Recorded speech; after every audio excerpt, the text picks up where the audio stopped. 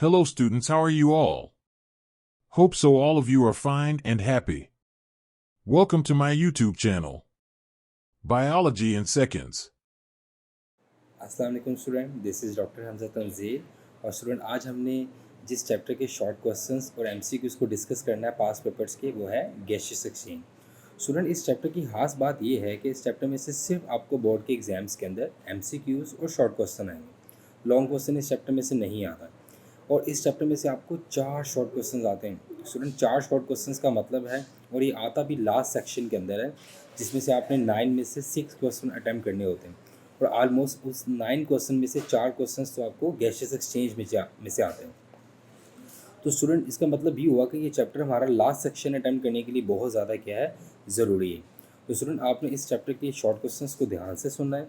इसमें मैंने logical, conceptual हर तरह के शॉर्ट क्वेश्चन बनाया है जो कि पास पेपर में आए हुए हैं। आपने इसको अच्छे से देखना है, मेमोराइज़ करना है, ताकि अगर एग्ज़ाम के अंदर ऐसा कोई क्वेश्चन आता है तो आप उसको अटैम्प्ट कर सको। Best of luck. अब हम स्टार्ट करते हैं। अस्सलाम वालेकुम स्टूडेंट्स। तो अब हम स्टार्ट करने जा रहे हैं past paper short questions and MCQs of chapter gaseous exchange. तो सबसे पहले हम स्टार्ट करेंगे शॉर्ट क्वेश्चंस के साथ। तो स्टूडेंट्स सबसे पहला शॉर्ट क्वेश्चन आपको अपनी स्क्रीन पे नज़र आ रहा है, और ये है, right down the advantages and disadvantages of gaseous exchange in air and water. कह रहा है कि हमें बताना है कि गैसियस एक्सचेंज, जिसे हम गैसों का तबादला कहते हैं, वो कहाँ पर ज़्यादा जिसके फ़वाइद हैं, कहाँ पे इसके ज़्यादा फ़वाइद नहीं हैं। मतलब अगर हम बात करें एयर एंड वाटर, ये 2 मीडियम है, तो हमने ये बताना है कि कौन सा मीडियम जो है वो गैसियस एक्सचेंज के लिए ज़्यादा प्रेफरेबल है, और उसके एडवांटेजेस क्या हैं और डिसएडवांटेजेस क्या हैं। अगर मैं कहता हूँ कि एयर इज़ प्रेफरेबल मीडियम, तो उसके एडवांटेजेस क्या हैं। अगर मैं कहता हूँ कि water is not preferable medium, तो उसके डिसएडवांटेजेस क्या हैं। तो हम बारी बारी इन सब के एडवांटेजेस और डिसएडवांटेजेस देखते हैं। सबसे पहले स्टार्ट हम करेंगे, कह रहे हैं कि air is better respiratory medium than water. कह रहे हैं कि जो हवा है वो बेटर रिस्पायरेटरी मीडियम है किसके मुकाबले में, पानी के मुकाबले में। मतलब हवा में सांस लेना ज़्यादा आसान है किसके मुकाबले में, पानी के मुकाबले में। Oxygen can be obtain more easily from air than from water because of many reason.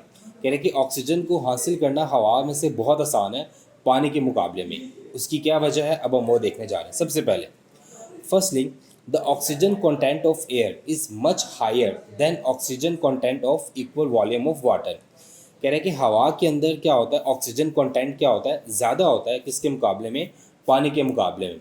अगर वो यहाँ पे एग्जांपल दे रहा है कि अगर हम 1 लीटर पानी लेते हैं और 1 लीटर ही हम क्या लेते हैं, हवा लेते हैं, तो कह रहे हैं कि 1 लीटर पानी के अंदर सिर्फ 10 ml ऑक्सीजन होती है, और 1 लीटर हवा के अंदर 200 ml क्या होती है, ऑक्सीजन होती है। तो इसका मतलब हवा में ऑक्सीजन का कंटेंट क्या है, ज़्यादा है, तो हवा एक बेटर रिस्पायरेटरी मीडियम हुआ।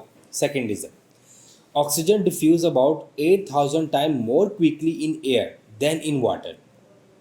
सेकेंड, वो क्या कह रहा है कि जो ऑक्सीजन है वो हवा में डिफ्यूज़ ज़्यादा फास्टली होती है एज़ कम्पेयर टू क्या, वाटर। आपको पता है स्टूडेंट, डिफ्यूजन क्या होता है कि मॉलिक्यूल्स का मूव करना from high concentration to lower concentration. कह रहे हैं कि ऑक्सीजन की जो डिफ्यूजन पावर है वो हवा में ज़्यादा तेज़ होती है किसके मुकाबले में, पानी के मुकाबले में। और कितनी तेज़ होती है, 8000 टाइम। तो इसका मतलब हुआ कि air is better medium for respiration. Third, breathing or ventilation is directly involved in the exchange of gases. The ventilation of water is far more difficult than the ventilation of air because water is 8000 times more dense than air। कह रहे हैं कि जो पानी है, पानी में gaseous exchange के क्या डिसएडवांटेजेस हैं। पहला डिसएडवांटेज ये है कि जो पानी है ना वो 8000 टाइम मोर क्या है, वो डेंसर है। मतलब पानी की डेंसिटी 8000 टाइम क्या है, ज़्यादा है किसके मुकाबले में, हवा के मुकाबले में। और हमें पता है कि अगर एक चीज़ की डेंसिटी ज़्यादा है तो इसका मतलब है कि उसका मैस, उसका वॉल्यूम, उसका मैस हमारे पास क्या है, ज़्यादा है, उसका वज़न हमारे पास ज़्यादा है। और जिस चीज़ का मैस ज़्यादा होता है उसका एक्सचेंज भी क्या होता है, मुश्किल होता है। इसलिए वो कह रहे हैं कि वाटर जो है वो 8000 टाइम मोर डेंसर है देन क्या, एयर। इसलिए water is not a good medium for gaseous exchange। और at the last, in term of viscosity, the water is 50 times more viscous, which make it more difficult for exchange of gases as compared to air। और last, water जो है वो एक better medium for respiration क्यों नहीं है, क्योंकि water की जो विस्कोसिटी है वो 50 टाइम्स क्या होती है, मोर होती है किसके मुकाबले में, एयर के मुकाबले में। अब आपको पता है स्टूडेंट, जिस चीज़ की विस्कोसिटी ज़्यादा होती है उसकी थिकनेस और फ्रिक्शन क्या होती है, ज़्यादा होती है, और उसका एक्सचेंज क्या होता है, डिफ़िकल्ट होता है। इसलिए वो कह रहा है कि एयर जो है वो एक बेटर मीडियम है for gaseous exchange than water. अगर आपसे पूछा जाए कि why air is better medium for gaseous exchange than water, तो आपने बताना है कि एयर जो है उसमें ऑक्सीजन कंटेंट क्या होता है, ज़्यादा होता है। एयर के अंदर ऑक्सीजन की डिफ्यूजन पावर क्या होती है, ज़्यादा होती है। अगर आपसे पूछा जाए कि Y water is not good medium for gaseous exchange, तो आपने बताना है कि वाटर जो है वो 8000 टाइम मोर डेंसर है देन एयर। फिर आपने बताना है कि वाटर जो है वो 50 टाइम मोर क्या होता है, विस्कस होता है देन क्या, एयर। इसलिए हम ये कंक्लूड करते हैं कि air is a best medium for gaseous exchange than water. Hope so आपको ये क्वेश्चन क्लियर हो गया होगा स्टूडेंट। क्वेश्चन नंबर 2 है, define photo respiration and name the organelle involve in this process. Student photo respiration को अगर आपने समझना है तो आप इसके लफ्ज़ की तरफ चले जाओ। फोटो मीन क्या होता है स्टूडेंट्स, लाइट, और रेस्पिरेशन आपको पता है जिसके अंदर एक्सचेंज होता है, ऑक्सीजन इनहेल होती है और कार्बन डाइऑक्साइड एक्सहेल होती है। तो वो कह रहे हैं कि फोटो रेस्पिरेशन क्या है, तो इसकी डेफिनेशन यहाँ पे क्या लिखी हुई है, respiratory activity which occur in plants during day time. कह रहे हैं कि पौधों के अंदर रेस्पिरेशन जो ड्यूरिंग क्या होती है, डे टाइम होती है, that is called student photo respiration. In the process of photo respiration carbon dioxide is released and oxygen is absorb. इसके अंदर भी नॉर्मल रेस्पिरेशन की तरह ही ऑक्सीजन एब्जॉर्ब्ड होती है और कार्बन डाइऑक्साइड क्या होती है, रिलीज होती है। अब ये भी अक्सर पूछा जाता है कि फोटो रेस्पिरेशन के अंदर कौन कौन से ऑर्गेनेलीज इन्वॉल्व है, तो स्टूडेंट 3 ऑर्गेनेलीज हैं जो कि इसके अंदर इन्वॉल्व है। पहला कौन सा वाला है, पैरोक्सिसोम्स, सेकंड कौन सा है, माइटोकॉन्ड्रिया, और थर्ड कौन सा वाला है, क्लोरोप्लास्ट। तो जब भी आपको ये क्वेश्चन बोर्ड में आएगा तो आपने इन ऑर्गेनेलीज को लाजमी मेंशन करना है, ठीक है, पैरोक्सिसोम्स, माइटोकॉन्ड्रिया एंड क्लोरोप्लास्ट। अगेन मैं बता रहा हूँ, फोटो रेस्पिरेशन, द रेस्पिरेशन या the respiratory activity in plants which occur during क्या स्टूडेंट्स, डे टाइम, इसको क्या बोलते हैं, photo respiration. Next student question number 3 है, व्हाट इज रुबिस्को। रुबिस्को को समझने के लिए स्टूडेंट आपको ये पता होना चाहिए कि जो रुबिस्को है ना, ये एक प्रोटीन है। ये प्रोटीन कहाँ होती है, ये प्रोटीन अवेलेबल होती है क्लोरोप्लास्ट के अंदर। प्लांट सेल्स जो होते हैं, प्लांट सेल्स के अंदर क्लोरोप्लास्ट होता है, तो उस प्लांट सेल्स के क्लोरोप्लास्ट के अंदर एक प्रोटीन है जिसको क्या कहते हैं स्टूडेंट्स, रुबिस्को कहते हैं। और ये most abundant protein in the world है। पूरी दुनिया में सबसे ज़्यादा पाए जाने वाली प्रोटीन जो है स्टूडेंट्स, वो कौन सी है, वो रुबिस्को प्रोटीन है। इसलिए इसको कहा जाता है कि most abundant protein in the world या most abundant protein in the plants. अब वो क्या कह रहा है, the RuBisCO is carboxylase as well as oxygenase. अब आपने इस पॉइंट को ज़रा समझना है।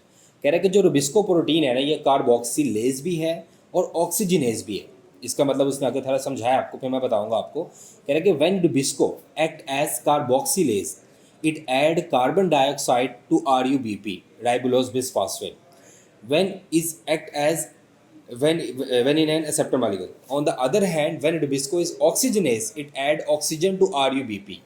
स्टूडेंट आपने इसका कॉन्सेप्ट कहाँ से समझना है, अब सुनो ज़रा। आपने चैप्टर 11 पढ़ा था। चैप्टर 11 में आपने पढ़ा था कैल्विन साइकिल। अगर आपको कैल्विन साइकिल का पहला स्टेप याद हो तो पहले स्टेप में क्या होता था, एक तरफ से RuBP, राइबोलोज बिसफॉस्फेट, उसके साथ आके क्या बाइंड होता था, कार्बन डाइऑक्साइड। तो वो जो RuBP के साथ कार्बन डाइऑक्साइड को बाइंड करवाता था या रिएक्ट करवाता था, वो जो प्रोटीन थी स्टूडेंट, वो कौन सी थी, रुबिस्को प्रोटीन थी। तो स्टूडेंट फोटो रेस्पिरेशन में क्या होता है, फोटो रेस्पिरेशन में RuBP, राइबोलोज बिसफॉस्फेट के साथ क्या अटैच होती है, ऑक्सीजन अटैच होती है। और यहाँ पे भी ऑक्सीजन को RuBP के साथ कौन अटैच करवाता है, रुबिस्को। इसलिए वो कह रहा है कि जो रुबिस्को प्रोटीन होती है ये कार्बोक्सिलेज भी होती है और ऑक्सीजनेज भी होती है। अगर रुबिस्को प्रोटीन यूज़ हो रही है इन द कैल्विन साइकिल, तो ये क्या करेगी, इसकी कार्बन डाइऑक्साइड वाली साइट एक्टिव होती है और वो RuBP को कार्बन डाइऑक्साइड के साथ अटैच करवा देती है। और जब ये फोटो रेस्पिरेशन में यूज़ हो रही होती है तो ये RuBP के साथ किसको अटैच कर देती है, ऑक्सीजन को अटैच कर देती है। इसलिए कहा जाता है कि ये जो रुबिस्को प्रोटीन है ये कार्बोक्सिलेज भी है और साथ में ऑक्सीजनेज भी है। कार्बोक्सिलेज ये कब होगी, ड्यूरिंग फोटोसिंथेसिस, डार्क रिएक्शन, और ऑक्सीजनेज ये कब होगी, during photo respiration. Next student question number 4 है, what is photo respiration cycle. ये अक्सर क्वेश्चन एग्जाम के अंदर आता है कि फोटो रेस्पिरेशन साइकिल क्या है। तो स्टूडेंट आपने इसको ज़रा ध्यान से सुनना है कि what is photo respiration cycle. Definition क्या है, the pathway in which RuBP is converted into serine कह रहा है कि एक ऐसा पाथवे जिसके अंदर RUBP जो है वो किस में कन्वर्ट हो जाता है, सीराइन के अंदर, is called photo respiration cycle. अब हमने ये देखना है कि ये जो RUBP है ये सीराइन के अंदर कन्वर्ट कैसे होता है। सबसे पहले वो क्या कह रहा है, RUBP react with oxygen, a 2 carbon compound glycolate is produce. आपको नीचे क्वेश्चन नज़र भी आ रही है कि RUBP के साथ ऑक्सीजन बाइंड हो रही है और क्या बन रहा है, ग्लाइकोलेट। और अभी मैं पीछे आपको बता के आया हूँ कि ये जो RUBP के साथ ऑक्सीजन को बाइंड करवा रहा है, ये कौन करवा रहा है, रुबिस्को प्रोटीन। और रुबिस्को प्रोटीन का कौन सा वाला पार्ट, ऑक्सीजनेज यहाँ पे एक्टिव है।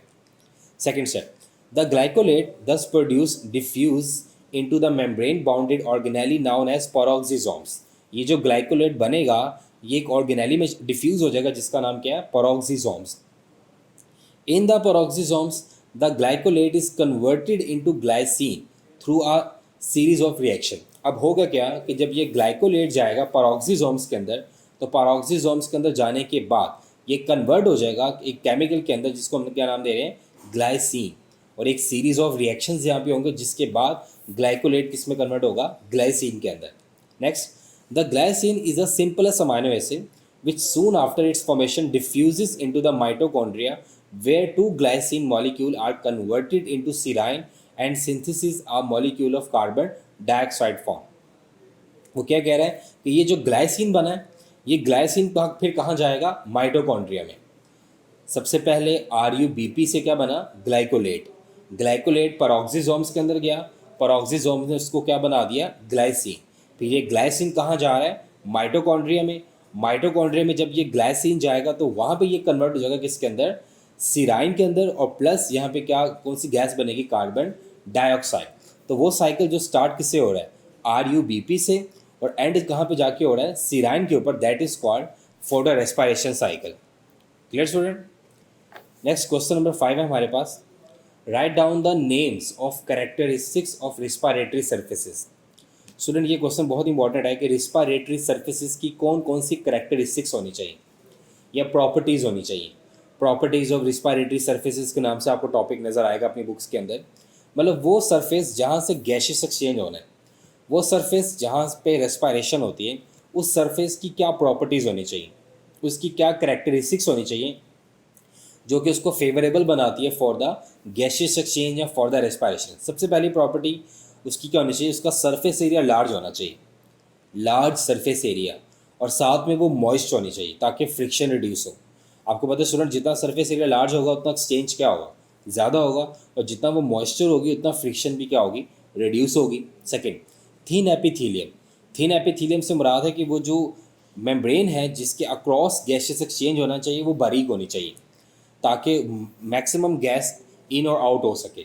उसके बाद थर्ड है वेंटिलेशन। वेंटिलेशन है कि गैसेस का एक प्रॉपर अमाउंट के अंदर इनसाइड और आउटसाइड का होना चाहिए, अवेलेबल होना चाहिए। और नंबर 4 पे क्या है, कैपिलरी नेटवर्क। जिस जगह पे एक्सचेंज होना है वहाँ पे कैपिलरीज नेटवर्क क्या होना चाहिए, ज़्यादा, ताकि ब्लड और जो स्ट्रक्चर है उसके दरमियान एक्सचेंज क्या हो सके, मैक्सिमम हो सके। तो पहली प्रॉपर्टी क्या है, large surface area and moisture. Second क्या है, थिन एपिथेलियम। थर्ड क्या है, वेंटिलेशन। और फोर्थ क्या है, लार्ज कैपिलरी नेटवर्क।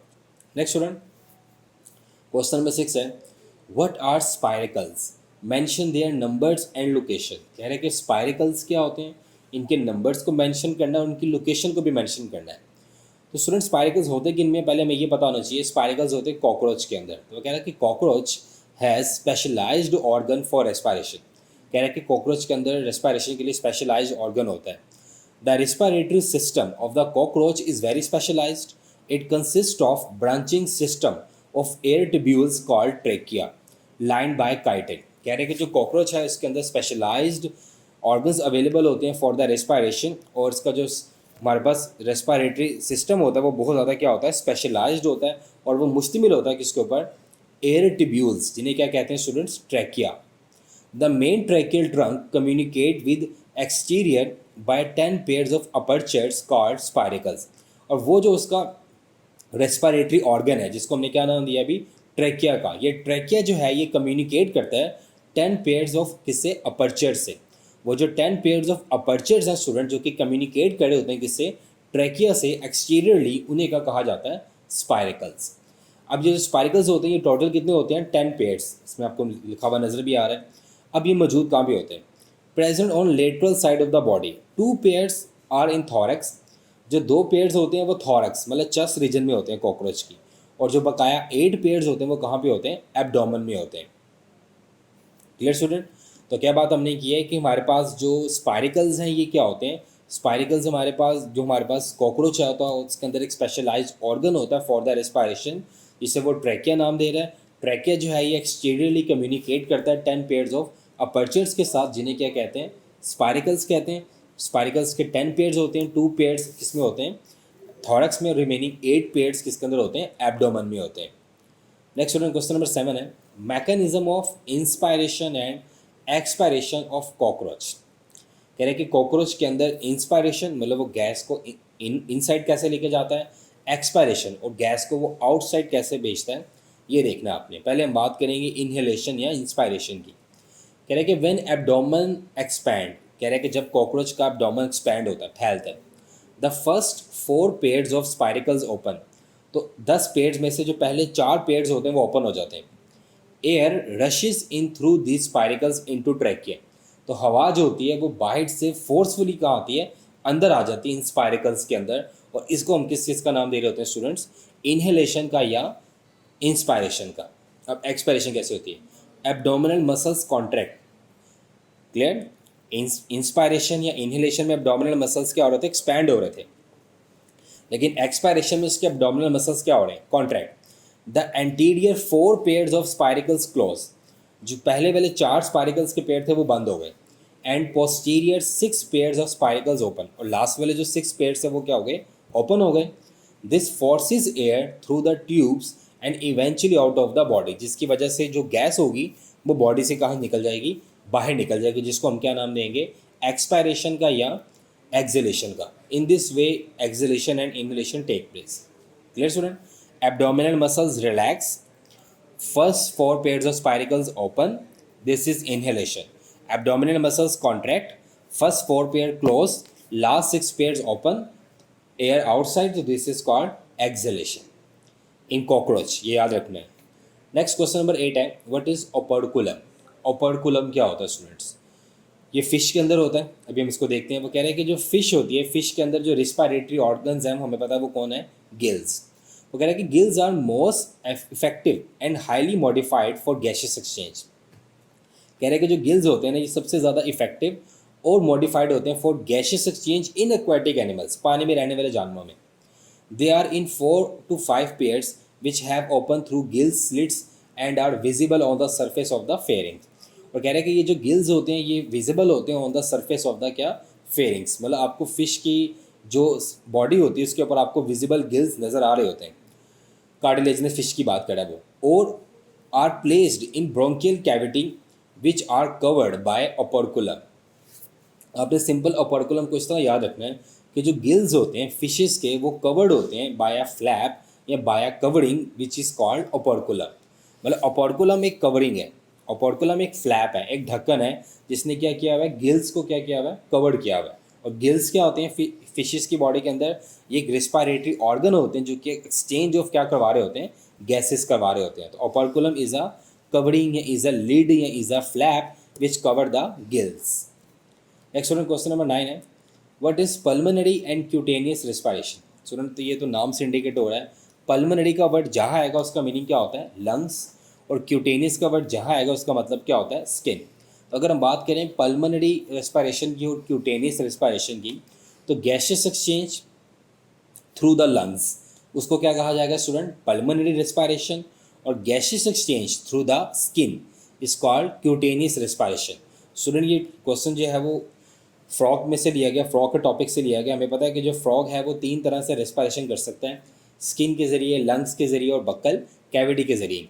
तो वो जो लंग्स के ज़रिए रेस्पिरेशन करता है that is called pulmonary respiration, वो जो स्किन के ज़रिए करता है that is called cutaneous respiration, और वो जो बक्कल कैविटी के ज़रिए करता है that is called buccal cavity respiration. Next question number 10 है, व्हाट इज़ पैराब्रोंकाई। ये मोस्ट रिपीटेड क्वेश्चन है एग्जाम्स के अंदर, तो ये आपने इसको ज़रा ध्यान से सुना स्टूडेंट कि पैराब्रोंकाई क्या होता है। वो कह रहे हैं कि in the lungs of birds, कह रहे हैं कि जो बर्ड्स होते हैं, जो परिंदे होते हैं, उनके जो लंग्स होते हैं, उनके जो फेफड़े होते हैं, tiny thin wall ducts called parabronchi.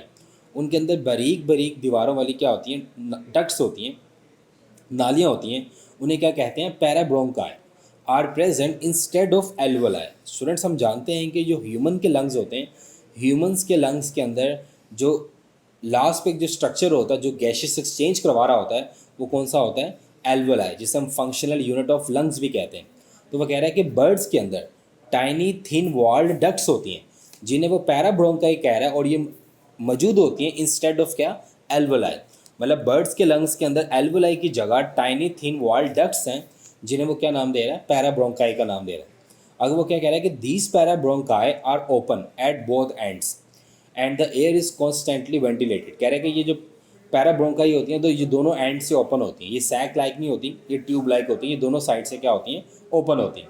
The walls of the parabronchi are chief sites for gases exchange. जिस तरह हमारे लंग्स के अंदर alveoli is a chief site for gases exchange, इस तरह बर्ड्स के अंदर जो पैराब्रोंकाई है ये हमारे पास क्या है, chief sites for gases exchange. अगर वो क्या बता रहा है, the direction of the blood flow in the lungs is opposite to that of the air flow through the parabronchi. This counter current exchange increase the amount of oxygen which enter blood. और कह रहा है कि जो birds के lungs होते हैं उनमें बर्ड्स के लंग्स के अंदर एयर और ब्लड का फ्लो क्या होता है, ऑपोजिट होता है, जिसकी वजह से मैक्सिमम क्या होता है, एक्सचेंज होता है। तो बस आपने इतना याद रखना है कि बर्ड्स के लंग्स के अंदर इंस्टेड ऑफ एल्वोलाई एक स्ट्रक्चर है जो कि टाइनी थिन वॉल डक्ट्स पर मुश्तमिल है, that is called parabronchi. Next student question number 11 है, what are vocal cords and mention their function. कह रहा है कि वोकल कॉर्ड्स क्या होते हैं और उनके फंक्शन क्या है। अगर हम स्टूडेंट बात करें वोकल कॉर्ड्स और उसके फंक्शन की, तो वो कह रहा है कि इन द ग्लॉटिस, हमें पता है कि हमारा जो फेरिंग्स की फ्लोर पे एक ओपनिंग होती है जो लेरिंग्स में खुलती है, इसको क्या कहते हैं स्टूडेंट्स, ग्लॉटिस। कह रहे हैं कि in the glottis the mucous membrane is stretched across into two thin edges fibrous band called vocal cord.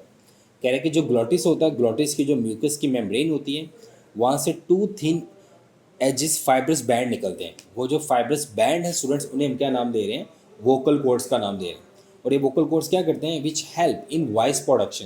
और ये वोकल कॉर्ड्स हेल्प करते हैं किसके अंदर स्टूडेंट्स, वॉइस प्रोडक्शन के अंदर, व्हेन वाइब्रेटेड बाय क्या, एयर। जब ये वाइब्रेट करते हैं किसकी मदद से, एयर की मदद से। स्टूडेंट्स हमने जब भी कुछ चीज़ कोई भी वर्ड प्रोनाउंस करना होता है तो पहले हम अपना माउथ ओपन करते हैं, तो उससे क्या होता है कि एयर अंदर जाती है। वो जब एयर गुजरती है कहाँ से स्टूडेंट, लेरिंग्स में से, जिसे हम वॉइस बॉक्स कहते हैं, तो उस लेरिंग्स के अंदर क्या होते हैं, वोकल कॉर्ड्स होते हैं। वो वोकल कॉर्ड्स एक्चुअली में क्या है, वो फाइब्रस बैंड्स हैं, और फाइब्रस बैंड्स जब वाइब्रेट करेंगे तो क्या प्रोड्यूस होगा, साउंड प्रोड्यूस होगा।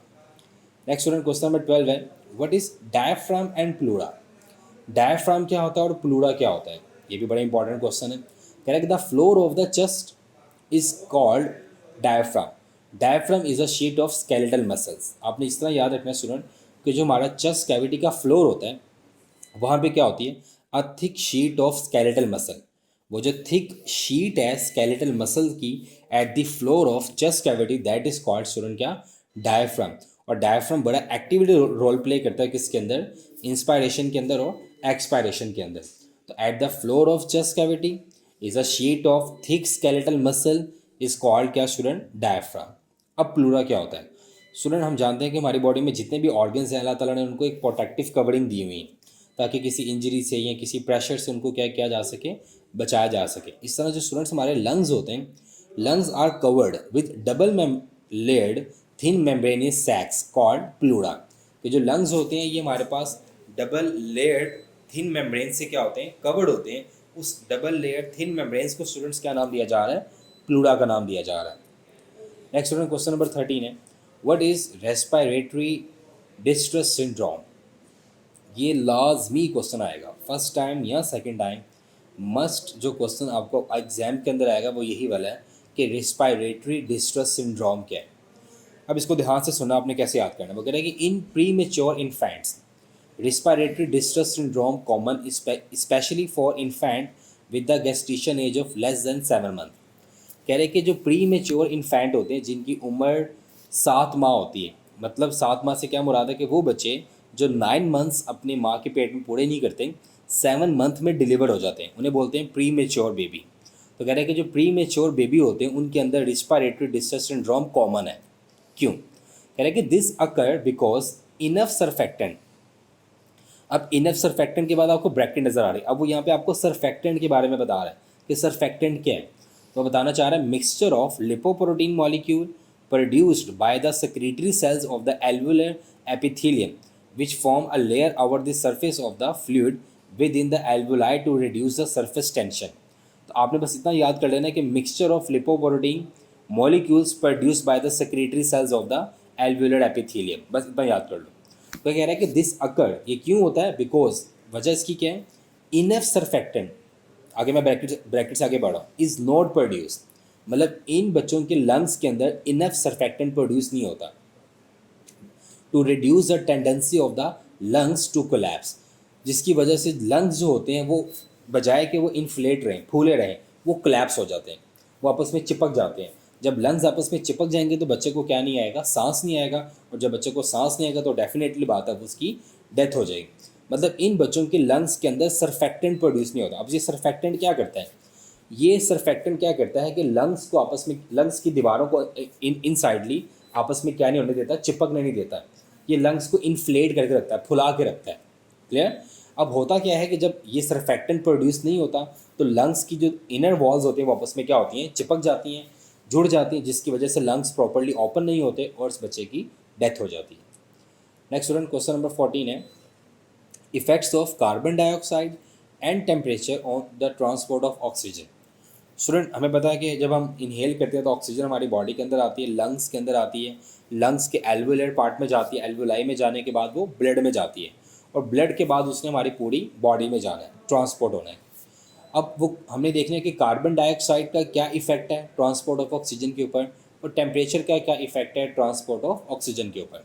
सबसे पहले हम देखने जा रहे हैं इफेक्ट ऑफ कार्बन डाइऑक्साइड। कह रहा है कि when carbon dioxide pressure increases the oxygen tension decreases. कह रहा है कि डेफिनेटली बात है, जब ब्लड के अंदर कार्बन डाइऑक्साइड का प्रेशर क्या होता है, इंक्रीज होता है, तो ऑक्सीजन टेंशन डिक्रीज होती है।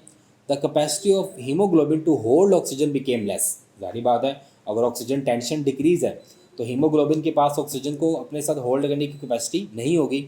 इन this way increase carbon dioxide tension favour the greater liberation of oxygen from the blood to the tissue. तो हम ये कह सकते हैं कि जब कार्बन डाइऑक्साइड का लेवल क्या होता है, ज़्यादा होता है, तो ऑक्सीजन की ट्रांसपोर्ट क्या होती है, कम हो जाती है। क्यों? क्योंकि जब कार्बन डाइऑक्साइड का लेवल ज़्यादा होता है तो ऑक्सीजन टेंशन जो होती है वो क्या हो जाती है, डिक्रीज, जिसकी वजह से हीमोग्लोबिन इसको अपने साथ प्रॉपर्ली क्या नहीं कर पाती, बाइंड नहीं कर पाती। तो ये दोनों का जो रिलेशन है वो आपस में क्या है, इनवर्सली। कार्बन डाइऑक्साइड की बढ़ेगी तो ऑक्सीजन की ट्रांसपोर्ट कम हो जाएगी। उसके बाद है temperature. Rise in temperature also cause the decrease in the oxygen carrying capacity of blood. For example, in increased muscular activity. कह रहे हैं कि जब आपकी बॉडी का टेम्परेचर इंक्रीज होता है तो तब भी हीमोग्लोबिन के साथ ऑक्सीजन की बाइंडिंग कैपेसिटी क्या हो जाती है, कम हो जाती है, जिसकी वजह से इनडायरेक्टली डिक्रीज ट्रांसपोर्ट ऑफ क्या हो जाती है, ऑक्सीजन। तो ये भी जो है, इसका रिलेशन भी जो है वो क्या हुआ, इनवर्सली, कि टेम्परेचर जब क्या होगा, इंक्रीज होगा, तो ऑटोमेटिकली जो ऑक्सीजन की बाइंडिंग है विद हीमोग्लोबिन वो भी डिक्रीज हो जाएगी, और डिक्रीज होगी ट्रांसपोर्ट ऑफ क्या स्टूडेंट, ऑक्सीजन। क्लियर। तो दोनों का जो रिलेशन है वो क्या है, इनवर्सली है। इनवर्सली रिलेशन से मुराद कि जब कार्बन डाइऑक्साइड का लेवल बढ़ेगा या टेम्परेचर बढ़ेगा तो जो हमारे पास ट्रांसपोर्ट ऑफ ऑक्सीजन है वो क्या हो जाएगी, कम हो जाएगी। नेक्स्ट क्वेश्चन है 15, right down the effects of pH on the transport of oxygen. कि पीएच का क्या इफेक्ट है on the transport of oxygen के ऊपर। तो स्टूडेंट यहाँ पे वो क्या लिख रहा है, the pH of blood also influences the degree to which oxygen bind to haemoglobin. कह रहे हैं कि पीएच का इफेक्ट होता है किसके ऊपर, हीमोग्लोबिन के ऊपर। जब हीमोग्लोबिन अपने साथ क्या बाइंड कर रही होती है, ऑक्सीजन को बाइंड कर रही होती है। As the pH of blood decline, कह रहे हैं कि जब आपकी पीएच कम हो जाती है, पीएच कम होने से मुराद कि वो एसिडिक हो गई है, एसिडिक होने से मुराद कि उसके अंदर हाइड्रोजन आइंस की मिकदार क्या हो गई है, ज़्यादा।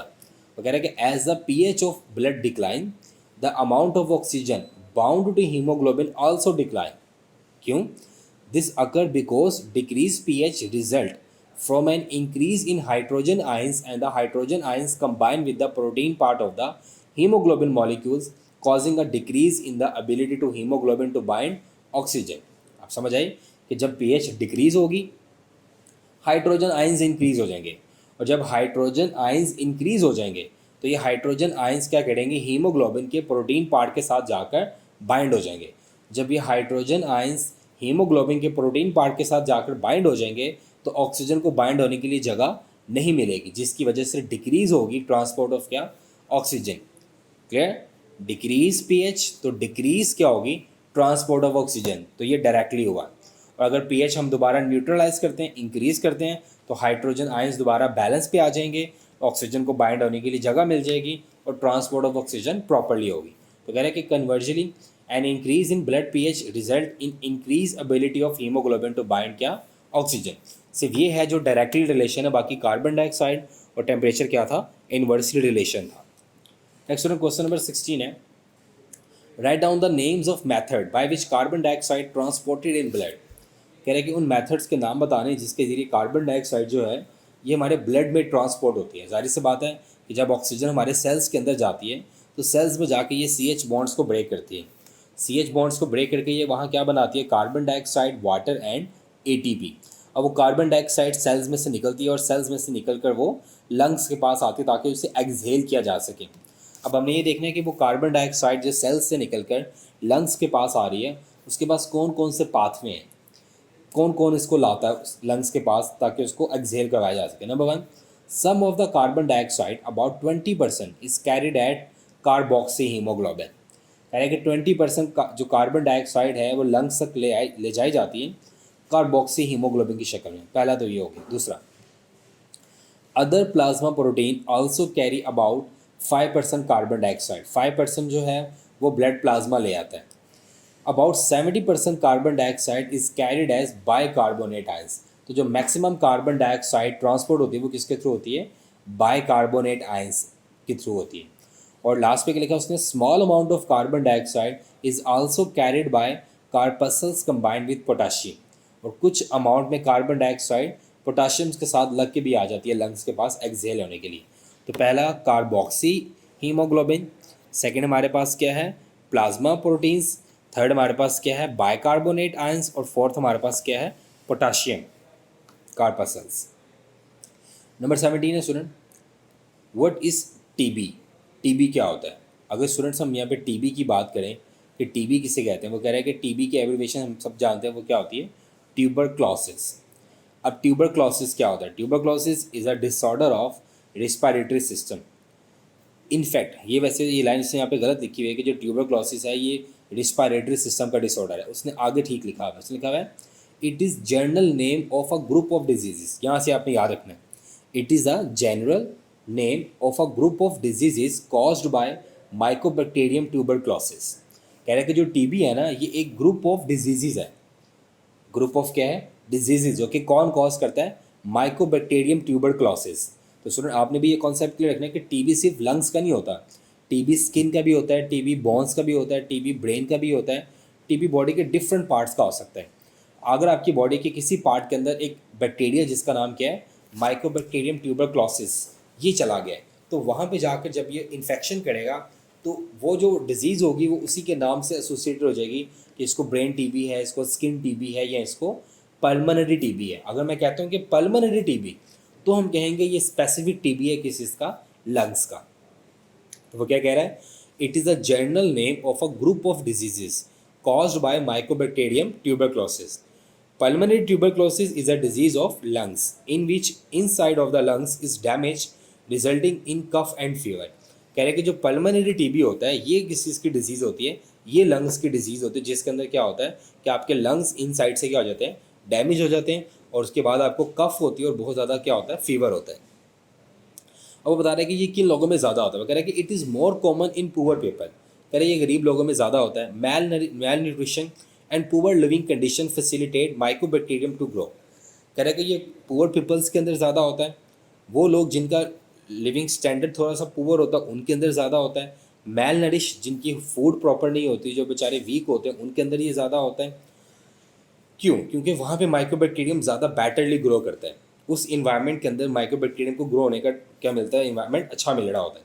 वो कह रहे हैं कि this disease is curable with proper medical attention. और वो कह रहे हैं कि ये बीमारी प्रॉपर तौर पे ठीक हो सकती है अगर आप डॉक्टर से प्रॉपर इसका ट्रीटमेंट करवाओ। और कह रहे हैं कि it is a contagious disease. कह रहे हैं कि अगर किसी पर्सन को टीबी है, अगर आप उसके पास बैठोगे तो 100% चांसेस हैं कि आपको भी टीबी हो जाएगा। इसलिए वो कह रहे हैं कि it is a contagious disease. तो टीबी का कॉन्सेप्ट आपने याद रखने कि ये ग्रुप ऑफ डिजीजेज हैं जो कि एसोसिएटेड होती हैं with mycobacterium tuberculosis. But if we say specifically pulmonary TB, तो वो किसका टीबी होता है? वो लंग्स का टीबी होता है, जिसकी वजह से क्या होता है कि लंग्स इन साइड से डैमेज हो जाती हैं और साथ में कफ और फीवर आता है, और ये पुअर जो लोग होते हैं उनके अंदर क्या होता है? ज़्यादा होता है। नेक्स्ट क्वेश्चन नंबर 18 है, व्हाट इज़ एल्जमा? एल्जमा क्या होता है? सुनो, जिसको आप दमे से पढ़ते हो, कह रहा है कि it is a serious respiratory disease associate with severe paroxysms or difficult breathing, usually followed by a period of complete relief, with recurrence of attack at more or less frequent intervals। कह रहे हैं कि एज्मा जो है ना, ये हमारे पास एक सीवियर रिस्पायरेटरी डिजीज़ है, जिसमें क्या होता है, आपको डिफ़िकल्ट इन ब्रीदिंग होती है, आपको सांस लेने में दुश्वारी होती है, usually followed by a period of complete relief with recurrence of attack at more or less frequent interval. मतलब इसके अंदर क्या होता है, आपको डिफ़िकल्ट इन ब्रीदिंग होती है, और ये जो डिफ़िकल्ट इन ब्रीदिंग होती है, ये आपको कुछ पीरियड ऑफ टाइम के लिए होती है, उसके बाद आपको रिलीफ हो जाता है। जब दोबारा इसका अटैक होता है तो तब आपको दोबारा डिफ़िकल्ट ऑफ ब्रीदिंग होती है। लेकिन इसके अंदर आपने बस ये याद रखना है कि इसके अंदर डिफ़िकल्ट इन ब्रीदिंग होती है, और ये एक स्पेसिफिक इंटरवल ऑफ टाइम में होती है, उसके बाद आप दोबारा नॉर्मल हो जाते हैं। फिर जब दोबारा इसका अटैक होता है तो आपको दोबारा डिफ़िकल्ट इन क्या होती है? ब्रीदिंग। अब इसकी वजह क्या है वो देखते हैं। कह रहे हैं कि it is an allergic reaction to pollen, spores, cold, humidity, pollination etc, which manifests itself by spasmodic contraction of small bronchial tubule।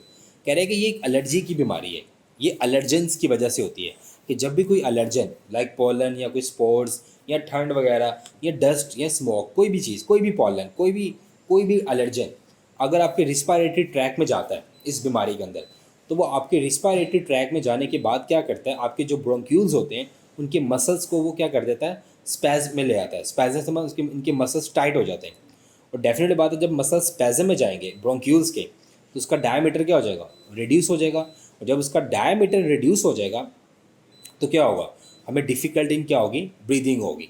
वो कह रहे हैं कि asthma result is the release of inflammatory chemicals such as histamine into the circulatory system that cause severe contraction of the bronchioles. अभी मैंने बताया कि जब भी कोई एलर्जन हमारे रिस्पायरेटरी ट्रैक में जाएगा तो वो क्या करेगा? वो ब्रोंक्यूल्स के जो मसल्स हैं उनको स्पैज्म कर देगा, उनकी स्पैज्मोटिक कॉन्ट्रैक्शंस करवा देगा। अब वो स्पैज्मोटिक कॉन्ट्रैक्शन जो है वो एक केमिकल करवाता है, उस केमिकल का नाम क्या है? हिस्टामिन। क्लियर? और वो हिस्टामिन केमिकल कब रिलीज होगा? जब भी कोई एलर्जन आपकी बॉडी के अंदर क्या होगा? एंटर होगा, और जब आपके ब्रोंक्यूल्स के मसल्स स्पैज्मोटिक कॉन्ट्रैक्शन में चले जाएंगे तो उनका डायमीटर रिड्यूस हो जाएगा ट्यूब्स का, जिसकी वजह से आपको सांस ठीक से नहीं आएगा तब तक जब तक वो डायमीटर दोबारा नॉर्मली क्या नहीं हो जाएगा? अटेन नहीं हो जाएगा। तो इसके लिए आपको एंटी एलर्जी मेडिसिन खानी पड़ती है, जिससे आपके ट्यूब्यूल्स का डायमीटर नॉर्मल रहे, उनमें स्पाज्मोटिक कॉन्ट्रैक्शन ना आए और आपको सांस भी ठीक से आता रहे। तो इसका सिंपल कॉन्सेप्ट आपने इस तरह याद रखना है कि जब भी कोई एलर्जन इन पेशेंट्स की बॉडी में एंटर होता है, वो एक केमिकल रिलीज़ करवाता है जिसे क्या बोलते हैं? हिस्टामिन। वो हिस्टामिन केमिकल क्या करता है? वो ब्रोंक्यूल्स के जो मसल्स होते हैं उनमें स्पाज्मोटिक कॉन्ट्रैक्शन करवा देता है, जिस वजह से उनका डायमीटर रिड्यूस हो जाता है और पेशेंट को डिफ़िकल्टी इन क्या होती है? ब्रीदिंग होती है for interval of time. Next student, question number 19 है, व्हाट इज़ मायोग्लोबिन? स्टूडेंट आप लोग जानते हो कि जो रिस्पायरेटरी पिगमेंट्स हैं वो दो हैं, एक हीमोग्लोबिन है स्टूडेंट, और एक कौन सा वाला है? मायोग्लोबिन है। वो रिस्पायरेटरी पिगमेंट जो हमारे ब्लड में होता है वो कौन सा होता है? हीमोग्लोबिन। और वो रिस्पायरेटरी पिगमेंट जो हमारे मसल्स के अंदर होता है वो क्या होता है? मायोग्लोबिन। अगर हम स्टूडेंट्स मायोग्लोबिन की यहाँ पे बात करें तो वो क्या कह रहा है कि myoglobin is haemoglobin like iron containing protein pigment occurring in muscles fibre. लेकिन ये आपने याद रखना है कि ये भी हीमोग्लोबिन की तरह की एक प्रोटीन है, लेकिन ये स्पेसिफिकली किन में होती है? मसल्स में। तो हम ये कह सकते हैं कि वो रिस्पायरेटरी पिगमेंट जो हमारे ब्लड में है दैट इज़ कॉल्ड हीमोग्लोबिन, और वो रिस्पायरेटरी पिगमेंट जो हमारे मसल्स के अंदर है दोनों ही सेम, दोनों के स्ट्रक्चर में डिफरेंट है थोड़ा, उसको क्या बोलेंगे हम? मायोग्लोबिन। वो कह रहे हैं कि myoglobin is also known as muscles haemoglobin. वही बात उसने आगे कर दी, कह रहे हैं कि इसको मसल्स की हीमोग्लोबिन बोलते हैं। It can also store some oxygen. Myoglobin के पास एबिलिटी होती है कि ये कुछ ऑक्सीजन को स्टोर भी कर ले। Myoglobin consist of just one polypeptide chains, जबकि हीमोग्लोबिन की बात करें तो हीमोग्लोबिन के अंदर 4 पॉलीपेप्टाइड चेन होते हैं, 2 अल्फा चेन्स और 2 बीटा चेन, जबकि मायोग्लोबिन के अंदर सिर्फ एक पॉलीपेप्टाइड चेन है। Associate with iron containing ring structure which can bind with one molecule of क्या, ऑक्सीजन। हीमोग्लोबिन अपने साथ 4 ऑक्सीजन के मॉलिक्यूल्स को बाइंड कर सकती है, जबकि मायोग्लोबिन के पास एक ही पॉलीपेप्टाइड की चेन है और वो एक ही रिंग के साथ जुड़ी हुई है, तो इसीलिए ये अपने साथ एक ऑक्सीजन के मॉलिक्यूल्स को अपने साथ बाइंड कर लेती है। अभी जो लास्ट वाली लाइन है ये एमडी कैट के लिए बड़ी इंपॉर्टेंट है। The affinity of myoglobins to combine with oxygen is much higher as compare to haemoglobin. कह रहे हैं कि जो मायोग्लोबिन होती है, मायोग्लोबिन की अपने साथ ऑक्सीजन को बाइंड करने की कैपेसिटी क्या होती है, ज़्यादा होती है किसके मुकाबले में, हीमोग्लोबिन। मतलब मायोग्लोबिन जो होती है इसके पास ज़्यादा एबिलिटी होती है, इसके पास ज़्यादा कैपेसिटी होती है अपने साथ किसको बाइंड करने की, ऑक्सीजन को बाइंड करने की, एज कम्पेयर टू क्या, haemoglobin. Next student question number 20 है, ये येलो बॉक्स बहुत बहुत बहुत इंपॉर्टेंट है। What is diving reflex. Reflex क्या होता है, जो सडन इनवॉलेंट्री एक्शंस हमारी बॉडी में होते हैं, हमारी मर्जी के बगैर होते हैं और किसी सडन एक्शन के रिजल्ट में आते हैं ये। अब वो कह रहे हैं कि डाइविंग रिफ्लेक्स क्या है। डाइविंग आपको पता है स्टूडेंट, जो गोताखोर होते हैं उनको क्या बोलते हैं, डाइवर्स। तो डाइविंग रिफ्लेक्स क्या होगा, कह रहे हैं कि when a mammal dives to its limit the diving reflex is activated. कह रहे हैं कि जब एक मैमल पानी में क्या करेगा, डाइव करेगा, एक लिमिट से ज़्यादा, एक गहराई से ज़्यादा चला जाएगा नीचे, तो उसकी बॉडी के अंदर ऑटोमेटिकली एक रिफ्लेक्स एक्टिवेट होगा, that is called diving reflex. अब उसमें होता क्या क्या है, सबसे पहला उसमें क्या होगा, द ब्रीदिंग स्टॉप मतलब रुक नहीं जाएगी, the rate of heart beat slow down to 1/10 of the normal rate. कह रहे कि आपकी ब्रीदिंग ऑलमोस्ट स्टॉप हो जाएगी, ऑलमोस्ट नॉट कंप्लीट, और आपका जो हार्ट बीट होगी वो इतनी स्लो हो जाएगी, almost 1/10 of the normal rate, मतलब नॉर्मल रेट से वो 1/10 हो जाएगी। उसके बाद the consumption of oxygen and energy is reduce, आपकी बॉडी के अंदर ऑक्सीजन की कंजप्शन और एनर्जी की कंजप्शन को कम कर दिया जाएगा, उससे ज़्यादा स्टोर किया जाएगा, ताकि आगे मजीद जो एमरजेंसी सिचुएशन आने वाली है उससे डील किया जाए। Third, the blood is redistributed but the most of the blood goes to the brain and heart which can least withstand anoxia. कह रहे हैं कि आपका जो ब्लड है उसको रीडिस्ट्रीब्यूट किया जाएगा, मतलब वो ज़्यादा भेजा जाएगा आपके ब्रेन की तरफ और आपके हार्ट की तरफ, क्योंकि ये दो ऐसे ऑर्गन हैं जो कि ऑक्सीजन की डेफिशिएंसी, अनोक्सिया बोलते हैं डेफिशिएंसी ऑफ ऑक्सीजन, ये दो ऐसे हैं ऑर्गन जो कि ऑक्सीजन की डेफिशिएंसी को बर्दाश्त नहीं कर सकते। बाकी ऑर्गन्स फिर भी थोड़ा बहुत ऑक्सीजन डेफिशिएंसी को बर्दाश्त कर लेते हैं, लेकिन हार्ट और ब्रेन नहीं करते। Number 4, muscles shift from aerobic to anaerobic respiration, और हमारे जो मसल्स होंगे वो एरोबिक रेस्पिरेशन की बजाय एनारोबिक रेस्पिरेशन स्टार्ट कर देंगे, जिसकी वजह से कंजप्शन ऑफ ऑक्सीजन कम होगा और ज़्यादा ऑक्सीजन स्टोर की जाएगी, ताकि उसको मज़ीद आगे आने वाली एमरजेंसी सिचुएशंस के अंदर यूज़ किया जा सके। तो स्टूडेंट ये हमारे कुछ शॉर्ट क्वेश्चंस थे जो आप लोगों ने देखे हैं। 20 ऑलमोस्ट मैंने आपको शॉर्ट क्वेश्चंस बताए हैं। उम्मीद है कि अगर आपको जो बोर्ड के एग्ज़ाम्स के अंदर शॉर्ट क्वेश्चंस आएंगे वो इन्हीं में से कोई होंगे, तो आपने इनको अच्छे से मेमोराइज़ करना स्टूडेंट, ताकि अगर बोर्ड के एग्ज़ाम के अंदर इनसे रिलेटेड कोई क्वेश्चन आता है या ऐसा ही कोई क्वेश्चन आता है तो आप उसको अच्छे से अटैम्प्ट कर सको। मैंने आपको समझाने की भी कोशिश की है स्टूडेंट, होप सो आपको समझ आ चुका होगा। अब हम अपने नेक्स्ट फेज़ की तरफ चलते हैं, जो कि कौन सा वाला है, MCQs फेज़। तो स्टूडेंट हम MCQ स्टार्ट करने जा रहे हैं। तो पहला MCQ आपको अपनी स्क्रीन पे नज़र आ रहा है। तो स्टूडेंट जो पहला MCQ आपको अपनी स्क्रीन पे नज़र आ रहा है वो है, इन earthworm exchange of gases occur mainly through.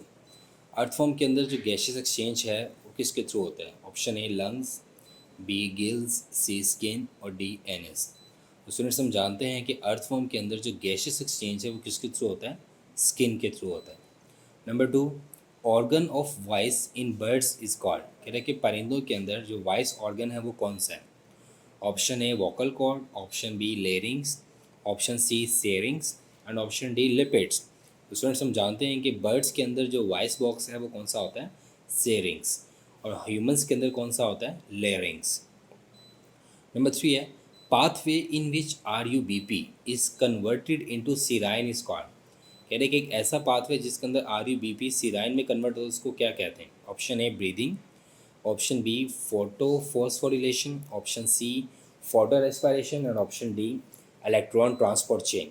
तो स्टूडेंट हम जानते हैं RUBP का कन्वर्ट होना किसके अंदर, सीराइन के अंदर, that is called photo respiration. उसके बाद है the structure in the mouth that prevent food from entering the nasal cavity is the. कह रहा है कि हमारे ओरल कैविटी के अंदर एक स्ट्रक्चर होता है जो हमारे फूड को हमारी नेजल कैविटी में नहीं जाने देता, वो कौन सा होता है, option A epiglottis, option B soft palate, option C tongue and option D pharynx. तो स्टूडेंट जो सॉफ्ट पैलेट होता है ये प्रिवेंट करता है फूड को दोबारा किस में जाने से, नेजल कैविटी से, फ्रॉम ओरल कैविटी। उसके बाद the complex cartilaginous structure at the upper end of the trachea, कह रहे कि ट्रैकिया के ऊपर एक कॉम्प्लेक्स कार्टिलेजिनस स्ट्रक्चर है, उसे क्या कहते हैं? Option A larynx, option B alveoli, option C bronchiole and option D is lungs. तो स्टूडेंट हम जानते हैं जो कॉम्प्लेक्स कार्टिलेजिनस स्ट्रक्चर है जो कि ट्रैकिया के ऊपर होता है उसको क्या कहते हैं स्टूडेंट्स? लेरिंग्स। नेक्स्ट है the respiratory organs in fish are, कह रहे कि जो फिश होती है फिश के अंदर रिस्पायरेटरी ऑर्गन्स कौन सा है? Option A lungs, option B gills, option B air sacs, option C is gills and option D is trachea. तो स्टूडेंट हम जानते हैं the right answer here is gills. उसके बाद a process in which ribulose bisphosphate RUBP carboxylase oxygenase rubisco fix oxygen instead of carbon dioxide is called, कह रहे कि एक ऐसा प्रोसेस जिसके अंदर जो RUBP है उसके साथ ऑक्सीजन बाइंड होगी कार्बन डाइऑक्साइड की बजाय, तो ये प्रोसेस कौन सा है? रेस्पायरेशन, क्रब साइकिल, ग्लाइकोलिसिस या फोटो रेस्पायरेशन। तो स्टूडेंट्स हम जानते हैं ये कौन सा प्रोसेस होगा? फोटो रेस्पायरेशन, क्योंकि फोटो रेस्पायरेशन में RUBP के साथ क्या बाइंड होती है? ऑक्सीजन बाइंड होती है। उसके बाद breathing rate in man at rest is, कह रहे कि जब एक मैन रेस्ट पे होता है तो उसका ब्रीदिंग रेट कितना होता है? 10 to 15 times, 15 to 20 times, 20 to 25 times या 25 to 30 टाइम्स पर मिनट। तो स्टूडेंट्स हम जानते हैं कि 15 to 20 टाइम्स पर मिनट हमारा ब्रीदिंग रेट होता है at rest. During photo respiration glycine after its formation diffuse into, कह रहे कि फोटो रेस्पायरेशन के अंदर जो ग्लाइसिन है वो बनने के बाद कहाँ डिफ्यूज़ होती है? राइबोसोम्स के अंदर, माइटोकॉन्ड्रिया के अंदर, पेरोक्सिसोम्स के अंदर या ग्लाइऑक्सिसोम्स के अंदर। तो स्टूडेंट आपको फोटो रेस्पायरेशन साइकिल याद होगा और आपने इसको अच्छे से मेमोराइज भी किया है, अभी मैंने पीछे शॉर्ट क्वेश्चंस के अंदर आपको बताया भी है कि ये जो ग्लाइसिन है ये बनने के बाद कहाँ चली जाती है? माइटोकॉन्ड्रिया के अंदर। तो the right answer here is student mitochondria. Next the most efficient highly modified for gaseous exchange in aquatic animals are, कह रहे कि जो aquatic एनिमल्स होते हैं उनके अंदर highly modified structure for the gaseous exchange कौन सा है? Option A gills, option B lungs, option C spiracles या ऑप्शन डी ट्रैकिया। तो स्टूडेंट्स हम जानते हैं कि जो गिल्स होते हैं ये हमारे पास हाईली क्या होते हैं? मॉडिफाइड स्ट्रक्चर होते हैं for aquatic animals for gaseous exchange. उसके बाद the total inside capacity of human lungs when fully inflated is dash litre, कह रहा है कि ह्यूमन के जो फेफड़े होते हैं उनमें कितनी कैपेसिटी होती है हवा के भरने की? Option A 5 litre, B 7 litre, C 7.2 litre, D 7.5 litre. तो स्टूडेंट्स हम जानते हैं कि जो 5 लीटर है is the right answer. Blood contains oxygen per 100 ml of blood when haemoglobin is 98%। तो ऑप्शन ए है 19.6 ml, 18.6 ml, 17.6 ml या 16.6 ml। तो स्टूडेंट ये बुक की लाइन है, ये बहुत दफ़ा MCQs में रिपीट होती है। तो student the right answer is 19.6 ml। उसके बाद how much air is held in lungs when they are fully inflated in man, कह रहे हैं कि फेफड़ों में कितनी हवा आ जाती है जब वो पूरा इन्फ्लेट, पूरा डीप इंस्पायरेशन की जाती है? Option A 5 litre, 4.5 litre, 4 litre या 3.5 लीटर। तो स्टूडेंट्स हम जानते हैं the right answer here is 5 litre. The number of air sacs in birds are, ये भी बहुत इंपॉर्टेंट MCQ है जो रिपीट होता है। कह रहे हैं कि total number of air सैक्स birds के अंदर कितनी होती हैं? 6, 7, 8, 9। तो स्टूडेंट्स हम जानते हैं कि जो टोटल नंबर ऑफ एयर सैक्स हैं वो कितनी होती हैं? 9 होती हैं। उसके बाद the number of air sacs in birds are, वही क्वेश्चन दोबारा रिपीट हुआ है। एयर सैक्स बर्ड्स के अंदर कितनी होती हैं? 9 होती हैं। When oxygen tension is 115 millimeter of mercury, then hemoglobin saturation is, कह रहे हैं कि जब ऑक्सीजन टेंशन 115 मिलीमीटर मरकरी होगी तो हीमोग्लोबिन की सैचुरेशन कितनी होगी? 100, 98, 78 या 68। तो स्टूडेंट्स हम जानते हैं वो सैचुरेशन कितनी होगी? 98%। उसके बाद haemoglobin in man increase the oxygen carrying capacity of blood is about dash time, कह रहे कि हीमोग्लोबिन जो है ये इंसानों के अंदर कितने % ऑक्सीजन की कैरिंग कैपेसिटी को बढ़ा देता है? 75, 50, 60 या 100। तो स्टूडेंट्स हम जानते हैं कि 75 टाइम्स ये इंक्रीज़ करता है। उसके बाद lungs of birds have thin wall ducts called, कह रहे हैं कि जो बर्ड्स के लंग्स होते हैं उनके अंदर बारीक नालियों वाली डक्ट्स होती हैं, उनको क्या कहते हैं? एल्वियोलाई, ट्रैकिया, ब्रोंकाई या पैराब्रोंकाई। तो स्टूडेंट्स हम जानते हैं कि बर्ड्स के लंग्स के अंदर इंस्टेड ऑफ एल्वियोलाई क्या होता है? पैराब्रोंकाई होता है। उसके बाद spiracles are found in fishes, cockroach, leech या अर्थवर्म। तो स्टूडेंट्स हम जानते हैं कि स्पाइरिकल्स किन में होते हैं? कॉकरोच के अंदर होते हैं। उसके बाद during photo respiration glycine is convert into serine in option A mitochondria, Golgi complex, chloroplast या राइबोसोम। स्टूडेंट्स हम जानते हैं कि ये जो ग्लाइसिन का कन्वर्ट होना है सीराइन के अंदर, ये किसके अंदर होता है? माइटोकॉन्ड्रिया के अंदर। लास्ट एमसीक्यू है most elaborate and efficient respiratory system is present in. तो स्टूडेंट ये बुक की लाइन है। Option A is man, option B is fish, option C is bird and option D is reptiles. तो student वैसे तो हमें लगता है कि ये होगा मैन, लेकिन जो बुक की लाइन है, बुक की लाइन हमें क्या बताती है कि जो मोस्ट एफिशिएंट और इलेबोरेट सिस्टम है वो किन के अंदर होता है? बर्ड्स के अंदर होता है। तो राइट आंसर आपने क्या क्लिक करना है? बर्ड्स को स्टूडेंट्स। तो स्टूडेंट ये आपके एमसीक्यूज थे। होप्स को आपको ये चैप्टर 13 अच्छे से रिवाइज हो चुका होगा, आपने इसको अच्छे से सुना होगा स्टूडेंट। उम्मीद है कि आपको इसमें कोई प्रॉब्लम अब मज़ीद नहीं बची होगी। अगर फिर भी कोई क्वेश्चन आपके माइंड में है तो आप नीचे कमेंट बॉक्स के अंदर कमेंट कर सकते हैं student. I will help out you any time. MD CAT के लेक्चर्स भी आप किसी चैनल्स पे अवेलेबल होंगे। जब आप सेकेंड ईयर क्लियर कर लोगे तो आप MD कैट भी इसी चैनल्स पे इसकी प्रिपरेशन कर सकोगे। अल्लाह हाफिज़। Very best of luck for your board exams. Wish you best of luck.